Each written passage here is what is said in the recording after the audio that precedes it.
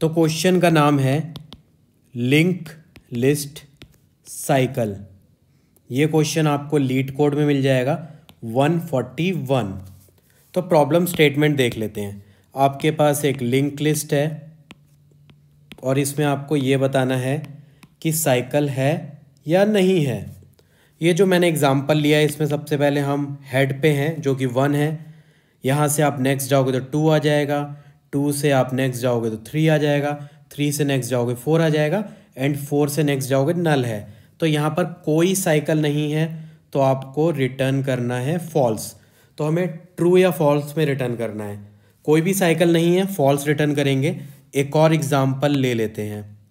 1 2 3, 3 का नेक्स्ट 4 है और 4 का नेक्स्ट यहाँ पर 2 है। तो सबसे पहले आप हेड 1 पे हो, 1 से आप 2 पे जाओगे, 2 पे से आप 3 पे जाओगे, 3 से 4 पे जाओगे एंड 4 से आप वापस 2 पे आ जाओगे एंड आप इस साइकिल में ट्रैप्ड हो जाओगे, क्योंकि वापस 2 पे आने के बाद दोबारा आप 3 पे जाओगे, 3 से 4 पे जाओगे एंड अगेन आप 2 पे आ जाओगे। तो यहाँ पर साइकिल है तो आपको रिटर्न करना है ट्रू। तो ये हमारी प्रॉब्लम स्टेटमेंट है। तो अब जल्दी से कुछ अप्रोच देख लेते हैं। तो हम 2 अप्रोच डिस्कस करने वाले हैं यूजिंग हैश सेट। तो ये जावा में डेटा स्ट्रक्चर होता है, इसमें आप डुप्लीकेट स्टोर नहीं कर सकते और इसका जो लुकअप टाइम होता है कांस्टेंट टाइम में आप लुकअप कर सकते हो। तो पहली अप्रोच इस पे बेस्ड होगी। सेकंड अप्रोच हमारी और ज़्यादा ऑप्टिमाइज होगी using Floyd cycle finding algorithm. इसको हेयर एंड टॉर्टोइज एल्गोरिथम भी बोलते हैं, ठीक है। तो ये 2 अप्रोच हम यूज़ करने वाले हैं। तो जल्दी से पहली अप्रोच पे आ जाते हैं यूजिंग हैश सेट, ठीक है। तो एक मैं ये बॉक्स बना लेता हूँ, ये हमारा हैश सेट है और एक लिंक लिस्ट ले लेते हैं जिसके अंदर साइकिल होगी। तो ये हमारी साइकिल है, ठीक है। तो सबसे पहले हम हेड पे हैं। तो हमारी अप्रोच क्या होगी? सबसे पहले जो हेड पे आपका नोड है उसे आप स्टोर कर लो, ठीक है। उसके बाद आप हेड डॉट नेक्स्ट करोगे, अगला नोड 2 है, 2 को स्टोर करोगे, 2 से अगेन आप नेक्स्ट पे जाओगे, अगला नोड 3 है, 3 को स्टोर करोगे, 3 से आप नेक्स्ट पे जाओगे, अगला नोड 4 है, 4 को स्टोर करोगे एंड 4 से आप नेक्स्ट पे आओगे। तो यहाँ पर अगेन आप 2 स्टोर कर रहे हो, बट ये 2 तो ऑलरेडी हमारे सेट में स्टोर्ड है तो ये रिजेक्ट कर देगा, क्योंकि जैसा मैंने बताया सेट डुप्लीकेट को स्टोर नहीं करता, ठीक है। तो जैसे ही रिजेक्ट होगा तो आप समझ जाओगे इसमें साइकिल है और साइकिल है तो ट्रू रिटर्न कर दोगे।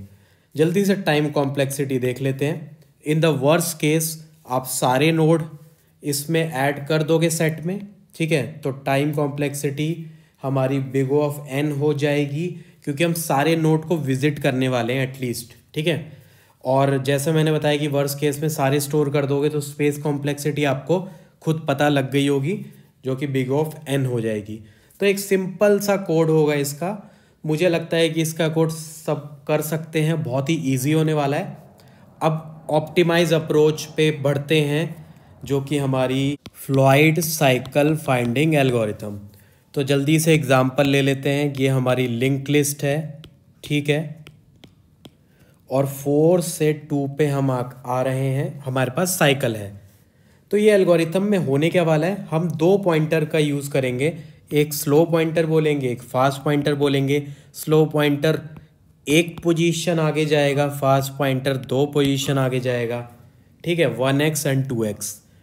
और इन दोनों पॉइंटर को आप पहले हेड पे प्लेस कर दो, ठीक है। अब पहली इटरेशन में दोनों पॉइंटर को मूव करो। तो पहली इटरेशन में क्या होगा, स्लो पॉइंटर तो 2 पे आ जाएगा क्योंकि हमारा 1 से नेक्स्ट 2 है, लेकिन फास्ट पॉइंटर पहले 2 पे आएगा लेकिन एक और आगे मूव होगा तो 2 के बाद हमारा 3 है। तो फास्ट पॉइंटर कुछ इस तरीके से आ जाएगा। तो एक इटरेशन हो चुकी है। सेकंड इटरेशन करते हैं।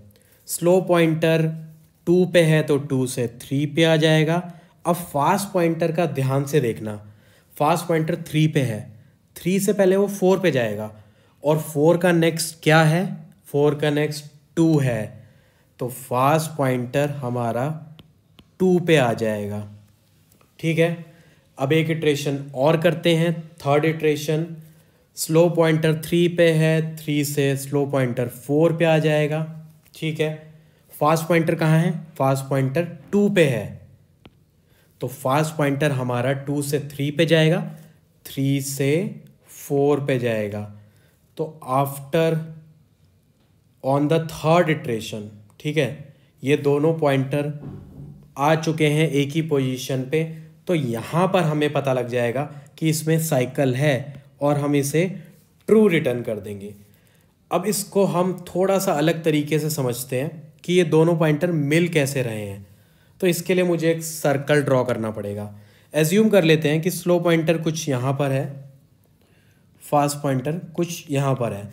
तो मैं आपको ये बताना चाहता हूँ कि ये हर बार क्यों मिलेंगे, ऐसा क्या प्रूफ है कि ये दोनों पॉइंटर हमेशा मिल जाएंगे जब भी साइकिल होगी।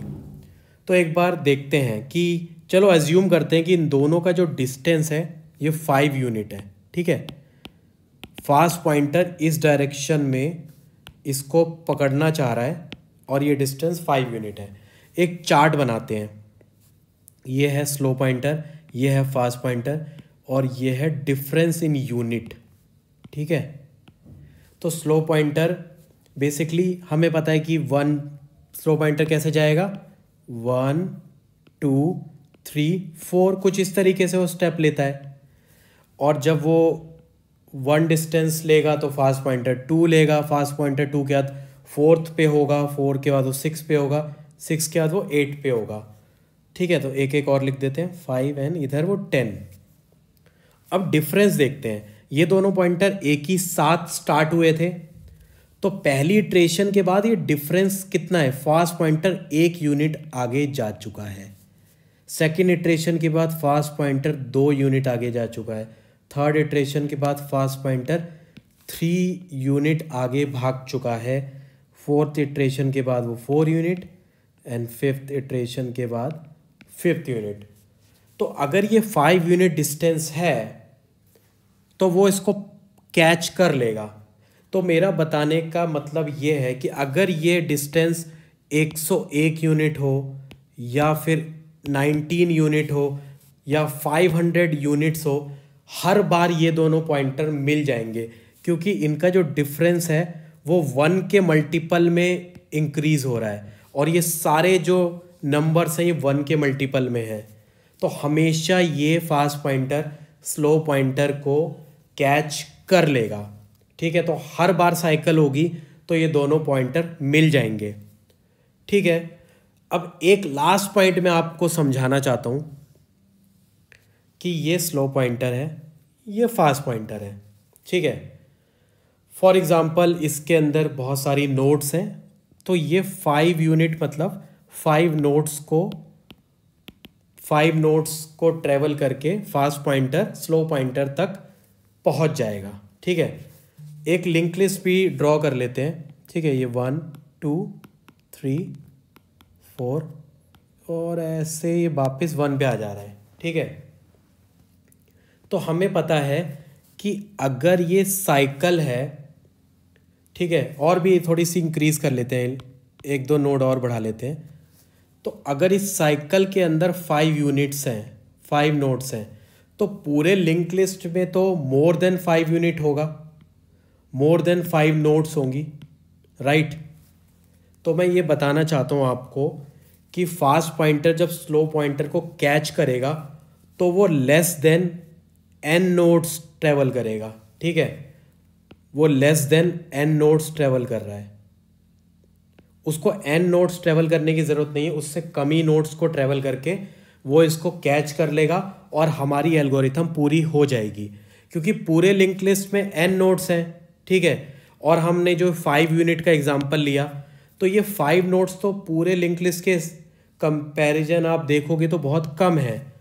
ठीक है, तो इस एल्गोरिथम की जो टाइम कॉम्प्लेक्सिटी होगी वो बिग ऑफ n होगी, क्योंकि ये जो साइकिल में आने के बाद भी ये बहुत ही लिमिटेड नंबर्स ऑफ नोड्स को ट्रेवल कर रहे हैं, यहाँ ज़्यादा इटरेशंस नहीं हो रही हैं। ठीक है, तो मैं आपको ये बताना चाहता हूँ इस वजह से इसकी जो टाइम कॉम्प्लेक्सिटी है वो बिग ऑफ n है। एंड इसकी जो स्पेस कॉम्प्लेक्सिटी है उसमें हमने 2 पॉइंटर्स यूज़ करे हैं, स्लो एंड फास्ट। तो जो स्पेस कॉम्प्लेक्सिटी है वो कांस्टेंट है क्योंकि ये पॉइंटर्स तो फिक्स रहेंगे, ये इंक्रीज नहीं होंगे, सिर्फ 2 ही पॉइंटर्स रहेंगे। तो इसी के साथ ये अप्रोच आई गेस आप लोगों को समझ आ गई होगी। अगर नहीं आई तो एक बार और वीडियो को पीछे करके देख सकते हो। अब सीधे जंप करते हैं कोड पे। ये हमारा फास्ट पॉइंटर है, ये हमारा स्लो पॉइंटर है। तो यहाँ पर हम वाइल लूप में क्या चेक कर रहे हैं कि अगर कोई साइकिल नहीं हुई तो फास्ट पॉइंटर तो सीधे जाके नल को हिट करने वाला है। हमें पता है कि फास्ट पॉइंटर की स्पीड ज़्यादा है, वो नल को हिट कर देगा। ठीक है, तो हमने ये कंडीशन लगा ली कि ये नल को हिट करेगा, तो हम ये वाइल लूप से एग्जिट हो जाएंगे और रिटर्न नीचे फॉल्स कर देंगे। ठीक है, लेकिन यहाँ फास्ट पॉइंटर ये 2x स्पीड में जाएगा, स्लो पॉइंटर 1x स्पीड में जाएगा। और हर बार आप चेक कर लो, और ये हर बार ये मिलेंगे, ये मैं आपको बता चुका हूँ कि ये 101% ये दोनों मिलने वाले हैं अगर साइकिल होगी। तो यहाँ पर एक सिंपल सी कंडीशन आप ऐड कर दो, अगर ये दोनों मिल जाते हैं तो यहाँ पर साइकिल है और रिटर्न ट्रू कर दो। तो ये वीडियो यहीं ख़त्म करते हैं। ये वीडियो देखने के लिए बहुत बहुत धन्यवाद। बहुत सारी वीडियोस मेरे चैनल पे हैं, जाके चेक करो। और अगर अच्छा लगा वीडियो तो सब्सक्राइब भी कर देना। Thank you very much.